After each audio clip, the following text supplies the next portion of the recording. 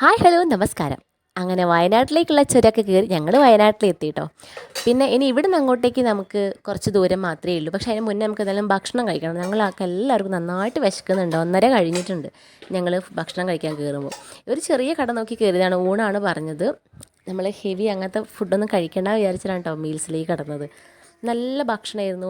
ചോറ്, സാമ്പാർ, പുളിയിഞ്ചി, പിന്നെ എന്താണ് ഉപ്പേരി, പപ്പടം, പിന്നെ ഒരു കൂട്ടുകറി പോലത്തെ ഒരു സാധനം ഉണ്ടായിരുന്നു കേട്ടോ. അത് വേറൊരു ടേസ്റ്റ് ആയിരുന്നു. അങ്ങനെ ഒരു മീൻ കറിയൊക്കെ. അങ്ങനെ ഞങ്ങൾ ഭക്ഷണം കഴിച്ച് അവിടെ നിന്ന് നേരെ ഇറങ്ങി കേട്ടോ. നല്ല സൂപ്പർ ഊണായിരുന്നു കേട്ടോ. അതൊക്കെ കഴിച്ച് ഞങ്ങൾ അവിടെ നിന്ന് ഇറങ്ങി. അവിടെ നല്ലൊരു മഴക്കാറൊക്കെ ഉണ്ട്, പക്ഷേ മഴയൊന്നും ഉണ്ടായിരുന്നില്ല കേട്ടോ. അത് കഴിഞ്ഞ് നേരതാ നമ്മൾ കുറച്ച് ഫ്രൂട്ട്സും കുറച്ച് ബേക്കറിയൊക്കെ വാങ്ങാൻ വേണ്ടി ഒരു സ്ഥലത്ത് നിർത്തിയതാണ്. അപ്പോൾ ഞങ്ങൾ അവിടെ നിന്ന് അതൊക്കെ വാങ്ങിച്ചു നേരതാ പനമരത്തേക്ക് പോവാണ് കേട്ടോ. പിന്നെ നമുക്ക് അവരുടെ ലൊക്കേഷൻ അയച്ചു തന്നിട്ടുണ്ട്. നമ്മൾ ഒരു പ്രാവശ്യം പോയതാണെങ്കിൽ നമുക്ക് അങ്ങനെ വലിയ പരിചയമുള്ള റോഡൊന്നും അല്ലല്ലോ. അപ്പോൾ നമുക്ക് ഓൾറെഡി ഒരു ലൊക്കേഷൻ അയച്ചു തന്നുകൊണ്ട് ലൊക്കേഷൻ ഇട്ടിട്ടാണ് നമ്മൾ പോയത്.